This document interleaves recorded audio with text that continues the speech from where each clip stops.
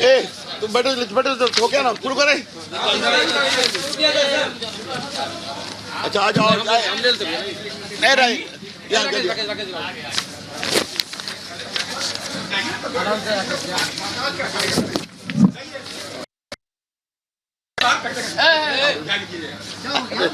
अरे अरे भैया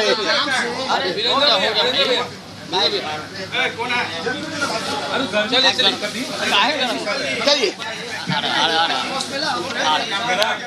अच्छा हो गया मित्रों, क्षमा करेंगे आपको, हमको यहाँ प्रेस करनी पड़ी क्योंकि आप लोग उपस्थित थे।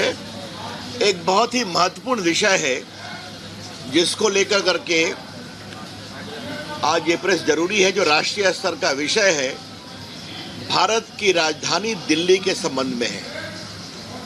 आपको मालूम है दिल्ली भारत की राजधानी है और इसका पूरा प्रशासन राष्ट्रपति के अंतर्गत होता है। वहाँ पर पार्लियामेंट है, वहाँ पर राष्ट्रपति भवन है, वहाँ पर आपके हर प्रदेशों का केंद्र है, भारत सरकार की बड़ी बड़ी संस्थाओं का वो केंद्र है। वहाँ पर विदेशी राष्ट्रपति प्रधानमंत्री आते हैं, ये आप देखते रहते हैं। ऐसी परिस्थिति में उनका वहाँ पर एक विधानसभा भी बनी है 239A के अंतर्गत, संविधान के अंतर्गत, जिसमें वहाँ की सरकार चलाने की व्यवस्था है। लेकिन मूल रूप से वो एक राजधानी है, तो उसका एक विशेष स्वरूप है और पूरे देश का उस पर अधिकार है। और भारत की सरकार, राष्ट्रपति जी डेमोक्रेटिक रूप से उसका विचार करते हैं। अभी सुप्रीम कोर्ट का एक फैसला आया जिसके तहत कहा गया कि वहां के अफसर्स की पोस्टिंग वगैरह की जाएगी मुख्यमंत्री के निर्देश पर। सुप्रीम कोर्ट ने अपने फैसले में कहा कि वहां पर प्रशासन के लिए कोई विशेष कानून भारत के संविधान के शेड्यूल 42 के अंतर्गत नहीं है। अतः उन्होंने कहा कि डेमोक्रेटिक तरीके से मुख्यमंत्री का अधिकार है। ये आज ऑर्डिनेंस के द्वारा एक नई व्यवस्था बनाई गई है और ये नई व्यवस्था बनाने का एक बहुत बड़ा कारण ये है कि सुप्रीम कोर्ट का निर्णय हुआ। और देखिए, वाईजे राजशेखर IAS 2010 बैच के थे जो एक्साइज स्कैम को वहां एग्जामिन कर रहे थे और केजरीवाल जी के रेजिडेंट शीश महल के बारे में घपले का परीक्षण कर रहे थे, जल बोर्ड के स्कैम का निरीक्षण कर रहे थे, उनको हटा दिया गया और उनके खिलाफ एक NGO के शिकायत पर झूठा केस किया गया।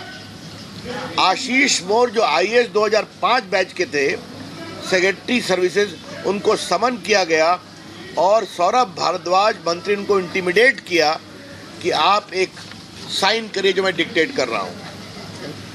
एक किनी सिंह, एक लेडी IAS ऑफिसर थी, उसको भी मंत्री भारद्वाज ने उसी प्रकार से हैंडल किया और दबाव डाला। ये किरण सिंह और आशीष मोर दलित समाज के भी IAS ऑफिसर हैं। सुरवीर सिंह एक IAS 2005 बैच के हैं, वो सेक्रेटरी पावर हैं। वो केजरीवाल की सरकार और प्राइवेट डिस्कॉम के बीच में लगभग 20,000 करोड़ के घपले के बारे में आपत्ति उठा रहे थे। उनके खिलाफ भी पंजाब पुलिस के द्वारा दबाव डालने की कोशिश की गई। इन सबों की शिकायत सामने है और इन सबों ने कॉम्प्लेन भी किया। आपको याद होगा कि एक समय दिल्ली के चीफ सेक्रेटरी के साथ भी बदसलूकी की गई थी एक मीटिंग में रात में, जिसका केस वगैरह हुआ था। तो आज दिल्ली भारत की राजधानी है। दुनिया में भारत की छवि दिल्ली पर भी निर्भर करती है और वहां के अफसर के साथ इस तरह की बदसलूकी, तो इसीलिए भारत सरकार ने एक ऑर्डिनेंस लाया है। वो ऑर्डिनेंस का आधार क्या है? आगे से दिल्ली सरकार में पदस्थापित ऑफिसर्स का ट्रांसफर पोस्टिंग विजिलेंस एक बॉडी के द्वारा किया जाएगा, जिसके चेयरमैन अरविंद केजरीवाल होंगे, लेकिन उसके चीफ सेक्रेटरी भी मेंबर होंगे और होम सेक्रेटरी भी मेंबर होंगे, और इनके निर्णय पर ही लेफ्टिनेंट गवर्नर फैसला करेंगे, दिल्ली के जो लेफ्टिनेंट गवर्नर हैं, और वो फैसला बहुमत के आधार पर होगा।